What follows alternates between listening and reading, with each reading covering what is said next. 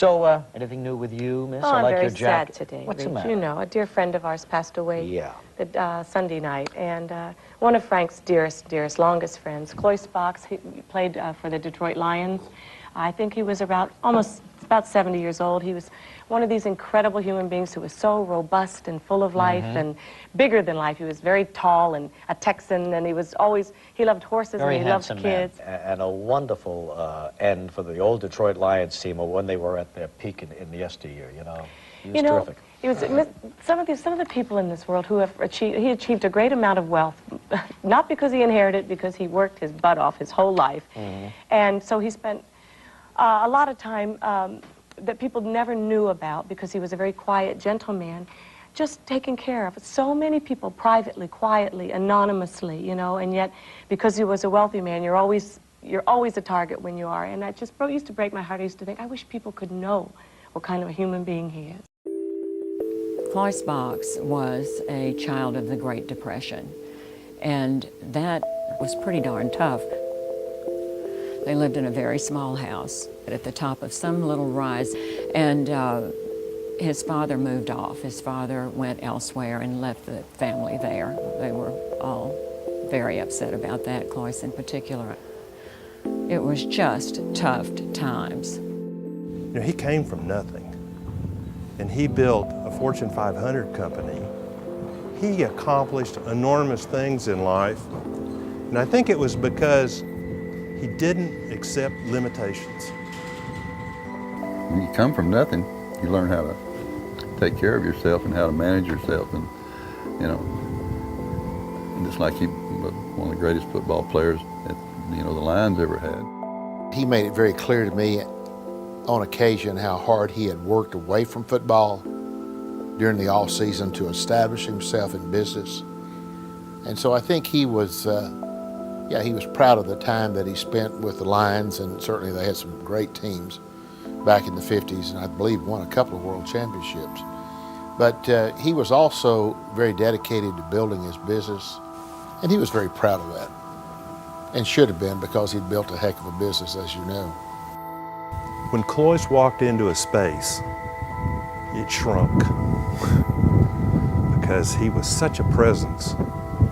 I think of all the gentle things he did, all the warm things, yet I know he had to have just an incredible competitive, he was a killer negotiator. Cloyce escalated this conversation until it was almost a threat.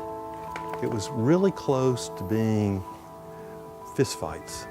He could sit down and talk to you, and you would think you were the only person in the room, and you would have no idea he was this, head of a big company. When it reached that crescendo where I thought it was over, I noticed he manipulated the conversation back down to a pleasant conversation, and he got his way. He was the one doing the preaching, and I was the one doing the listening. He was just bigger than life. He could all strike you. He's just one of those kind of guys. Like I said, when you walk in a room, he took a room over. He could take the room over. I mean, even with his best buddies, the football players, it was still him.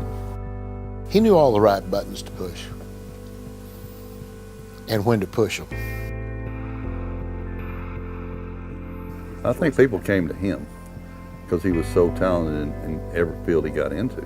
I mean, why wouldn't you? I mean, if you needed advice, you call Mr. Box, He loved business. He certainly did. He was a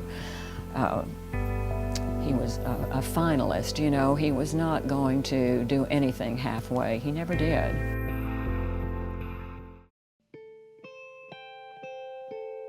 It wasn't a battle for him in life. He just loved picking. I mean, am I right, Doug? He liked making battles. Yes, he did. I'm just glad I didn't have anything to do with any of those lawsuits. The whole background of that is he was trying to help his buddies with the friendly brokers, and it was actually bringing less money to the company, but he was helping these people make money that needed a little extra income. I think the stresses in his business life the last year were profound, and they, to me at least, they were evidenced in his face and his physical his physical actions, life was harder for him because there was so much going on that wasn't necessarily pleasant. I think he very much stressed about things. And I think he was very hardest on those closest to him. His boys, I think I think he was really hard on them.